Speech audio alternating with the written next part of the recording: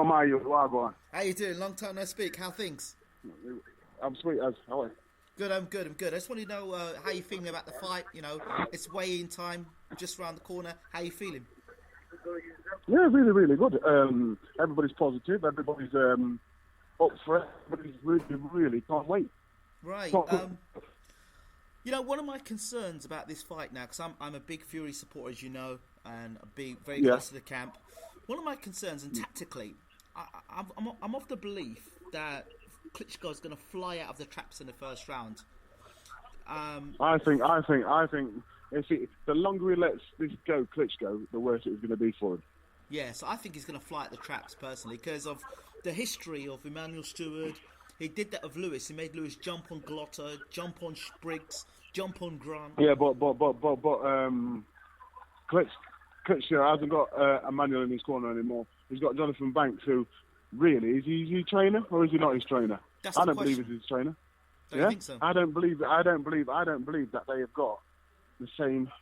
I think he's going to. There's one time he's going to need Emmanuel Stewart. It's going to be for this fight. That's what I believe. I mean, yeah. Yeah. That's what I believe. I think. Yeah, he can try. He can come out of the blocks as fast as he likes. We're expecting him to come out faster. Understand? We are not. We're not. We're expecting him to come out fast. We're expecting him to come out slow. We've got whatever he wants to do. Listen, his feet is one thing with Tyson. You've got to catch him early, ain't you? If he catches him, I think this fight, if it goes over 4 rounds, I think it's all in our favour.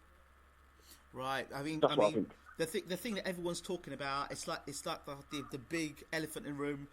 I've spoken to even Tommy Brooks, Abel Sanchez. They're saying, well, if you're getting dropped by a cruiserweight, then imagine if Klitschko hits you. That's the big thing. Listen, and it's all down to do with concentration. Yeah, I think so too.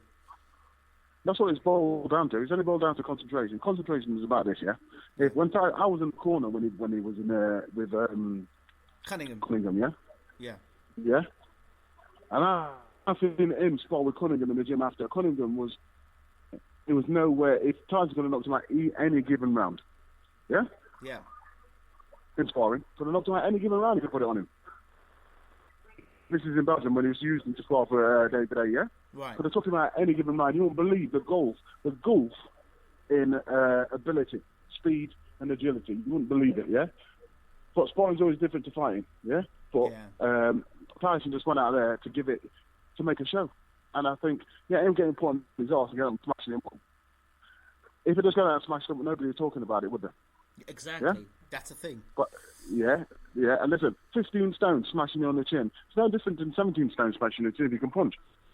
Look what Tyson did. It was no different weight to Cunningham, and Tyson was knocking people out for 4 minutes. So if they're saying he can't punch, he can punch. He was a two-time world champion at cruiserweight. Yeah. Understand? So he's no mug. Cunningham was no mug. Slick.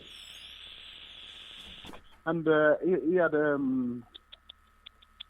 what's his name? What was his trainer called at the time? His trainer. Nazim Richardson. Sugar Shay's trainer as well. Nazim Richardson. Yeah, Nazim Richardson in this corner. Which is a very good tactician. Understand? Yeah. Knows what he wanted to do.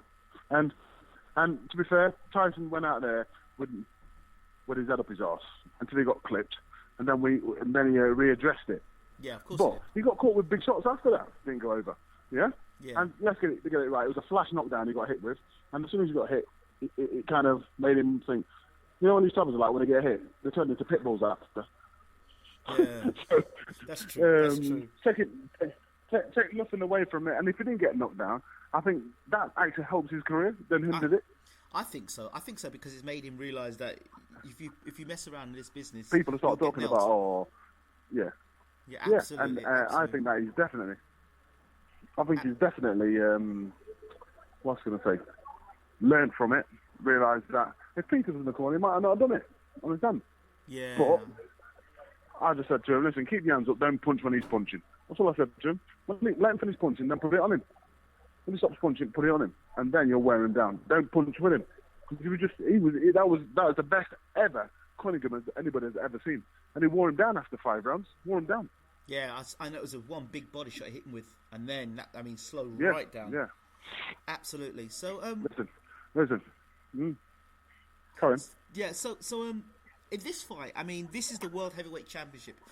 In terms of preparations, if you look at all the fights previously up to this point now, can you see a significant difference in Tyson from being with him for as long as you have been?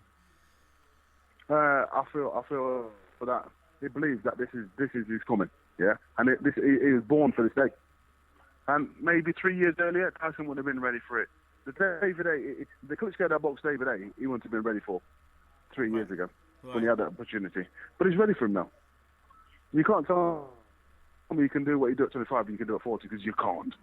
Not even Hopkins can do it. Hopkins can't throw as many punches. He threatens to throw loads of punches, he just doesn't throw.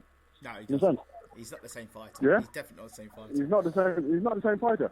Yeah. I feel Klitschko, take nothing away from Klitschko, because that way, if you put any heavyweight gets whacked on the chops, you're going to go over. Understand? Proper. Yes. There's only probably, for me, talking about big best chins I've seen, Oliver McCall, probably. Yes. Yeah? That's an absolute, nobody takes him out. Frank Bruno, nobody took him out. Lennox Lewis, all the big punchers, couldn't take him out. So, but usually the ones with the best chins are losing somewhere else. Yeah.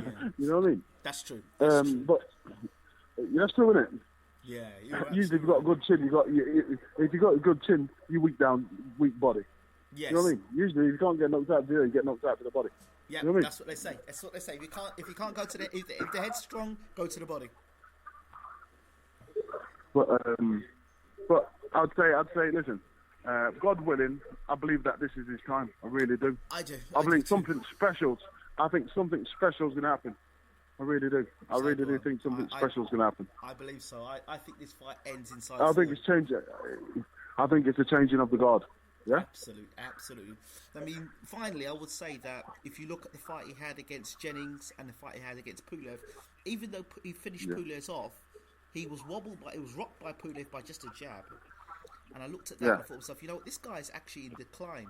But the whole knockout kind of covered over what was going on with Klitschko before that happened. Yeah, it's a bit of a smoke screen, wasn't it? And even you look at the Jennings fight, where Jennings at points had him backing him up and working to the body, and Klitschko seemed like he was tiring. I thought, a bigger man. Listen. He did 4 rounds, on the pads yesterday at that workout, and after when he spoke on the mic, he was blowing. Yeah, he was blowing, and I think. Don't quote me on this, but I do think that there is some the Germans, the Russians, and talking about Seb Coe. I don't use them words. I'm just saying that look at you know what I'm saying, don't you? And I believe that they're full of it. I think they're full of it. Understand? So we'll see, won't we? I like the way when they asked him the question. He says they asked Tyson the question, they asked Klitschko the question. Klitschko went, I've been tested for a quarter of a century or something like he said. We were tested by who's tested you? I mean, you know. Yeah, and did you pass? That's what I was going to say. Yeah, who's testing you? Is it your doctor's testing you? I don't know.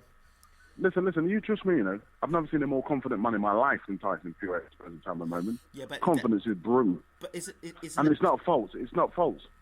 Yeah, but the confidence is not a bad thing. And confidence is a great thing going into a fight. But he's not confident. He's not stupid. Yeah, understand? He's not overconfident. He's a very intelligent man, Tyson. Very intelligent. Yeah. And people think, oh, fucking big useless gypsy. That is one intelligent with a kid with a very high IQ. He has, and you know, I peaked that the first time I interviewed him. The first 5 minutes we were doing the interview, I thought, no, this guy's very intelligent. When I peaked him, he kind of like acknowledged it, but didn't want to acknowledge because it was in the middle of the interview. But I peaked him, so I got a lot of respect for Tyson, a lot of respect for him and his whole family. Yeah. So, Clifton, thank you so much for your time.